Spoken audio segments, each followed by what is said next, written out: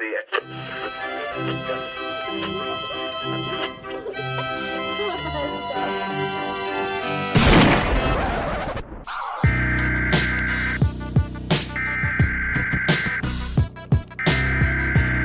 interrupt our program to bring you this important message. You're listening to Carousel Sniper Victim, a Dead Glass Design production, with your host, Sean Jeffrey.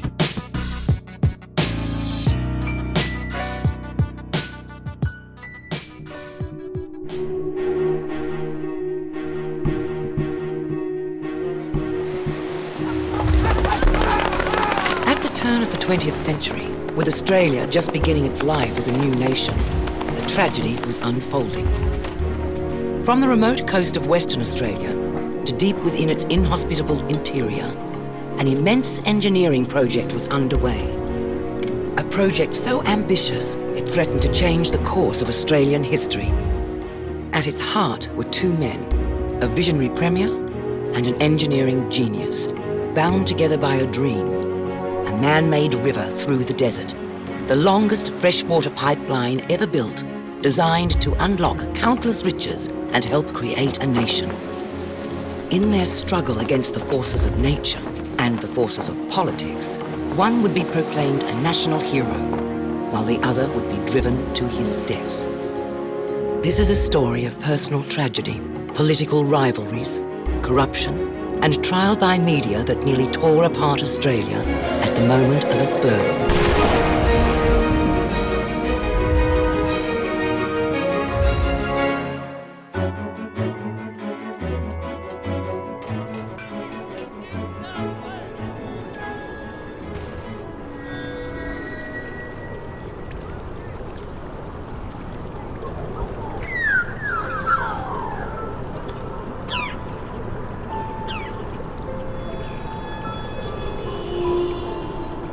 At the entrance to Fremantle Harbour, just south of Perth, sits an imposing statue some 12 feet high, of a man who changed the face of Western Australia during a period of 10 years or so at the turn of the 19th and 20th centuries.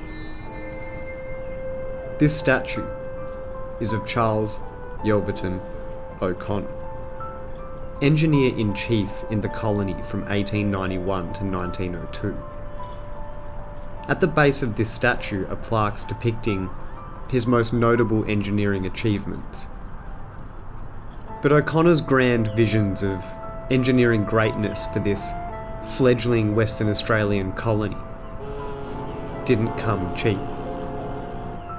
In fact, in the end, O'Connor's ambition would cost him his life. Hidden deep in a vault at the Western Australian State Records Office is the suicide letter of one of Western Australia's most towering figures, the state's first Engineer-in-Chief, C.Y. O'Connor. Now, O'Connor was best known for developing Fremantle Harbour and for the Goldfields Water Supply Scheme, which is often simply just referred to as the pipeline. It was this latter project, the Goldfields Pipeline, that drove O'Connor to despair and to eventually take his own life. Quote, "I feel that my brain is suffering, and I am in great fear of what effect all this worry may have upon me. I have lost control of my thoughts." End quote. So what drove one of the greatest engineering minds of the young, emerging Australian nation to take his own life? It seems often that greatness and madness are close bedfellows. To achieve great things, one must deal with the direct consequences of political bureaucracies and a never-ending barrage of media scrutiny. Scathing attacks of a personal nature that can drive even the strongest minds to collapse into the call of the void.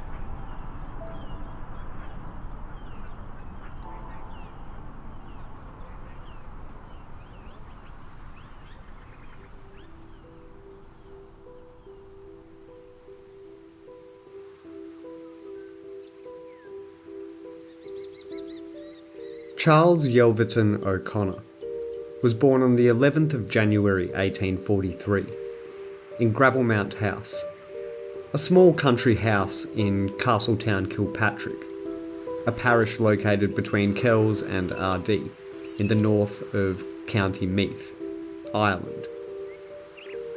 He was the fourth child of John O'Connor, a farmer and company secretary, and his wife Mary Elizabeth.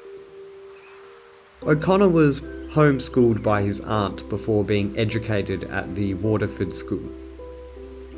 Now, O'Connor's future as an engineer was set in stone at a fairly young age. In 1859, he was apprenticed to John Challoner Smith as a railway engineer.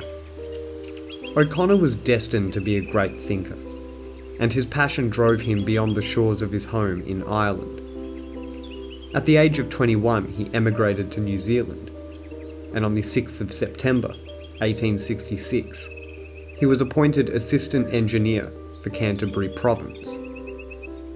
Now, his first task was the construction of the Otira Gorge section of the road over Arthur's Pass, so that the goldfields on the west coast became easier to access. Now, side note, I've driven over Arthur's Pass whilst on a snowboarding trip in New Zealand, and the engineering that you witness there is just mind-boggling.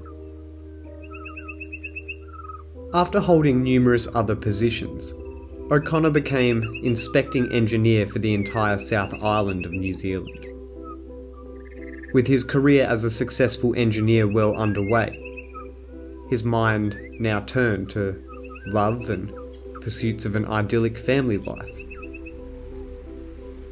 In 1873, he married Scottish-born Susan Letitia Ness, and they had 8 children, 4 girls and 4 boys. While in New Zealand, their 5th child, Charles Goring Yelverton O'Connor, tragically died aged 7 months in a household accident. In 1883, O'Connor was appointed Under Secretary of Public Works in New Zealand, and 7 years later, he was appointed Marine Engineer for the entire colony. By 1891, O'Connor had gained such a knowledge base in harbour and dock construction that he resigned his position in April that year to become Engineer-in-Chief of Western Australia. His wife and children now relocated with him to pursue his career. There he was responsible for the construction of Fremantle Harbour and the Goldfields Water Supply Scheme project, which supplied water to the eastern goldfields. He was the inaugural Engineer-in-Chief of the Public Works Department. A pretty big deal for such a young emerging nation entering the global stage. The construction of Fremantle Harbour was probably O'Connor's greatest personal triumph, as his proposal to build the harbour within the entrance to the Swan River was contrary to previous expert advice that this was almost impossible and that the construction would require constant dredging. Work commenced in 1892 in removing a limestone bar and sand shoals at the mouth of the Swan River, and was successfully completed in 1903. On the 4th of May 1897, the first ocean-going steamer, the Sultan, berthed at South Quay, which would later be renamed Victoria Quay. Although people would question O'Connor's veracity and how he could possibly think he could get away with the grand engineering schemes that he would propose, more than 100 years later, and more than 100 years of continued use of Fremantle Harbour by heavy shipping has erased all doubt concerning O'Connor's technical judgment. People would argue and question his logic, but in the end, time has proven that O'Connor knew his shit.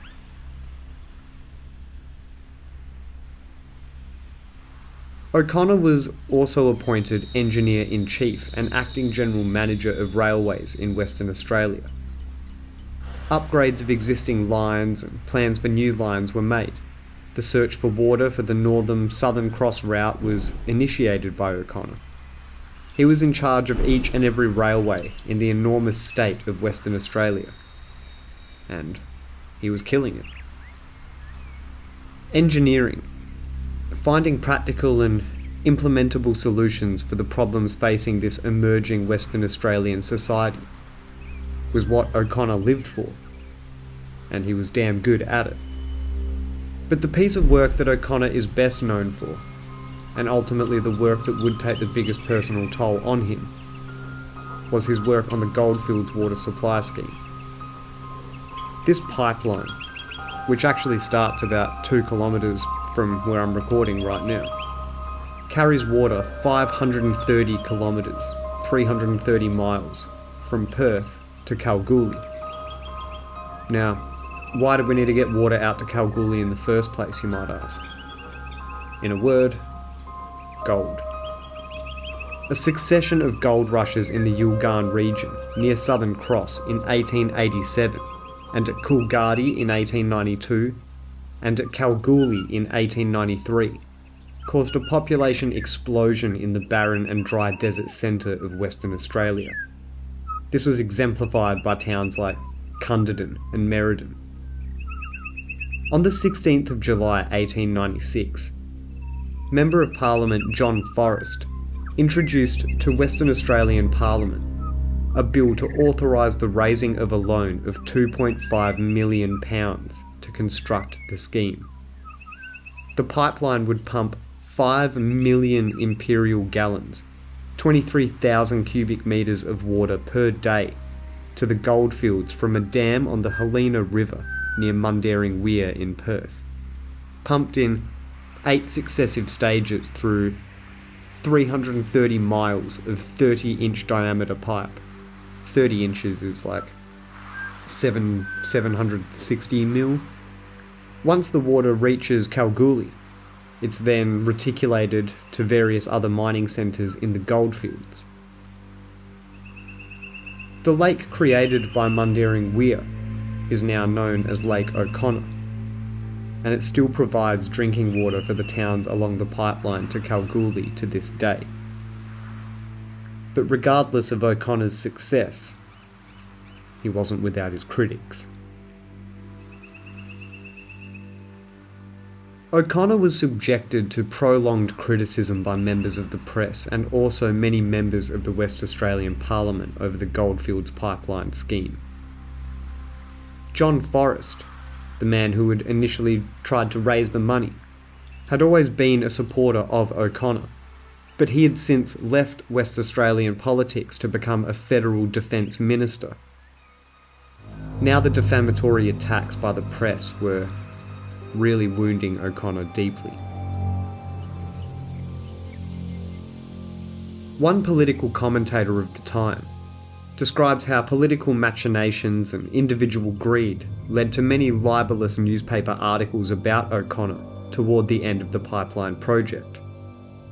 One article in particular, in the Sunday Times, 9th of February 1902, by its editor Thomas Walker, continuing a campaign against O'Connor by Walker's deceased predecessor, Frederick Vosper, is thought to have contributed to O'Connor's death. Accusing O'Connor of corruption, it read, in part, quote, "And apart from any distinct charge of corruption, this man has exhibited such gross blundering or something worse in his management of great public works, it is no exaggeration to say that he has robbed the taxpayer of this state of many millions of money. This crocodile impostor has been backed up in all his reckless, extravagant juggling with public funds, in all his nefarious machinations behind the scenes by the kindred-souled editor of the West Australian." End quote. Oof, political burn. The government conducted an inquiry into the pipeline scheme and found no basis for the press accusations of corruption or misdemeanours on the part of O'Connor. The press were just trying to create a headline to drum up controversy, with no basis in fact. Thomas Walker claimed vindication as the Royal Commission into the Coolgardie Water Scheme found that, quote, "Of the degree to which O'Connor's implicit trust has been misplaced in the engineer in charge of the Coolgardie Water Scheme, he has an unbalanced and already overstrained mind." End quote. It is also claimed that the local Noongar Aboriginal people, unhappy with O'Connor's destruction of the limestone bar across the Swan River at Point Walter, placed a curse on O'Connor, and that, quote, "they sang to him to make him crazy." Whether it was the Noongar curse or the unrelenting and also unwarranted criticism from the media, the never-ending stream of doubt and finger-pointing took a deep mental toll on O'Connor.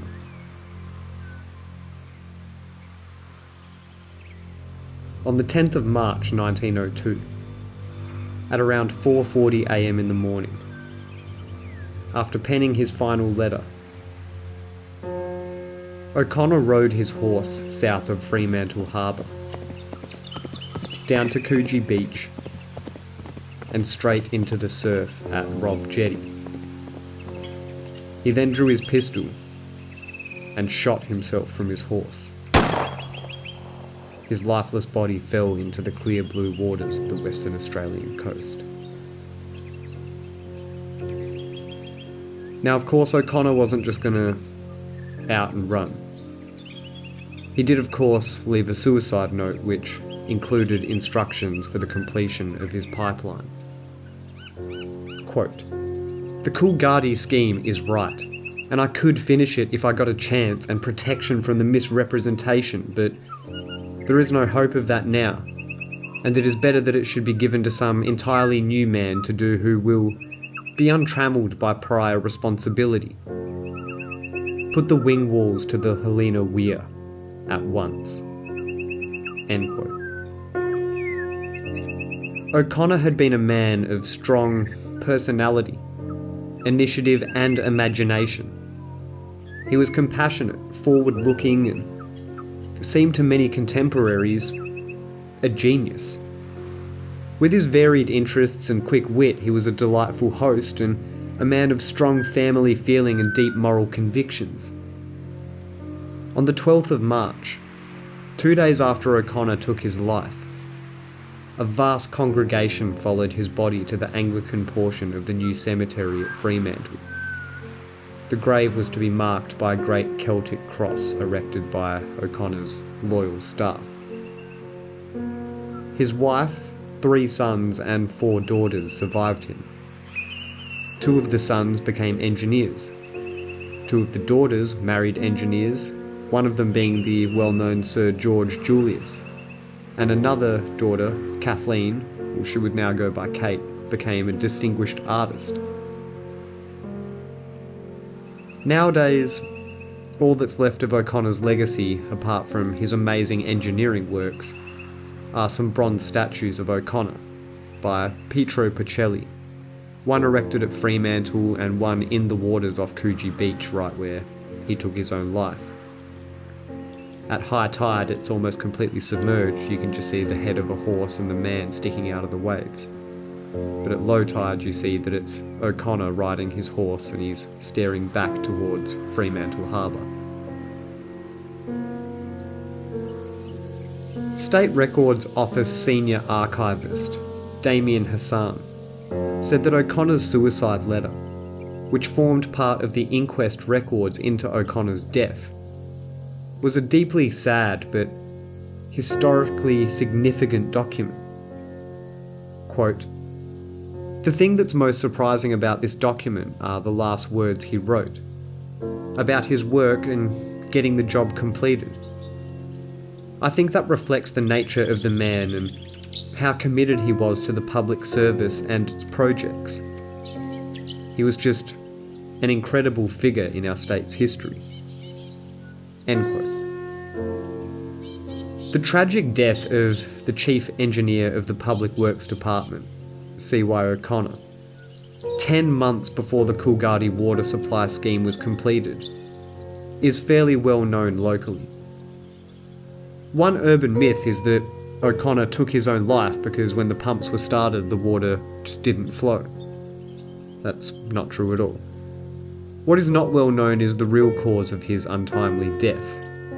From the scheme's conception, many parliamentarians strongly opposed the scheme for a number of reasons, such as the high cost and the predicted impracticability.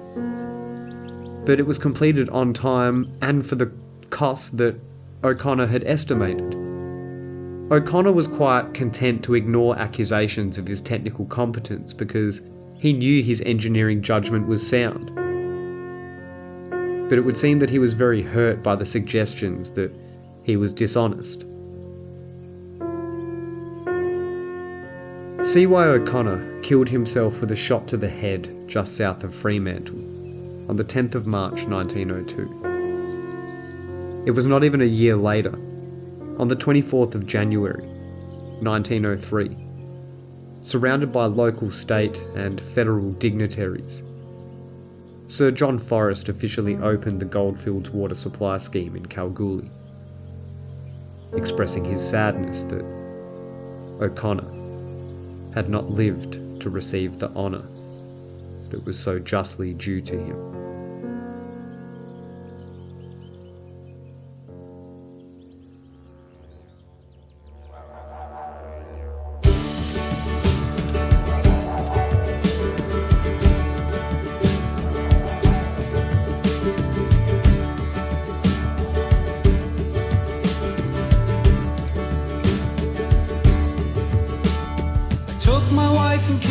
See a statue of a man riding a horse in the surf beside Fremantle Beach. He devoted his life to supply water to the dry and desert Goldfields, criticised and called the crocodile imposter. He was an Irish engineer from County Meath. His name was C.Y. O'Connor. As I look at the waves beat his statue, I see a man looking after the people of his nation. That burning dry desert of Western Australia.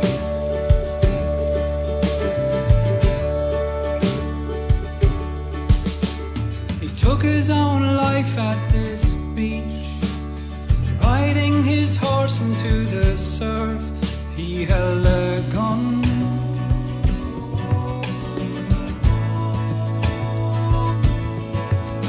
He shot himself.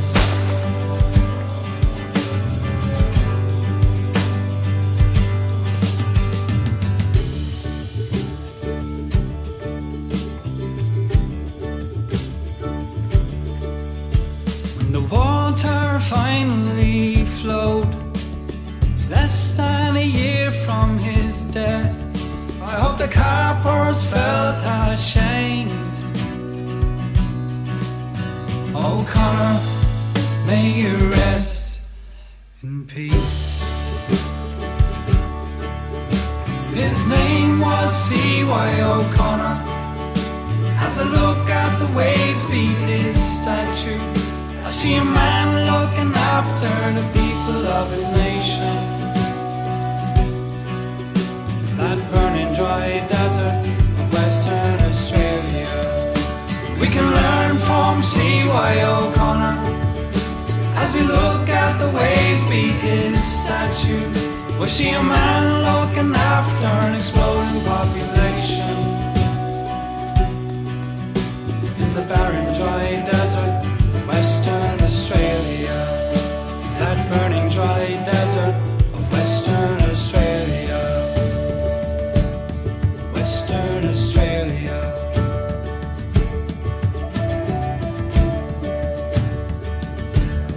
Western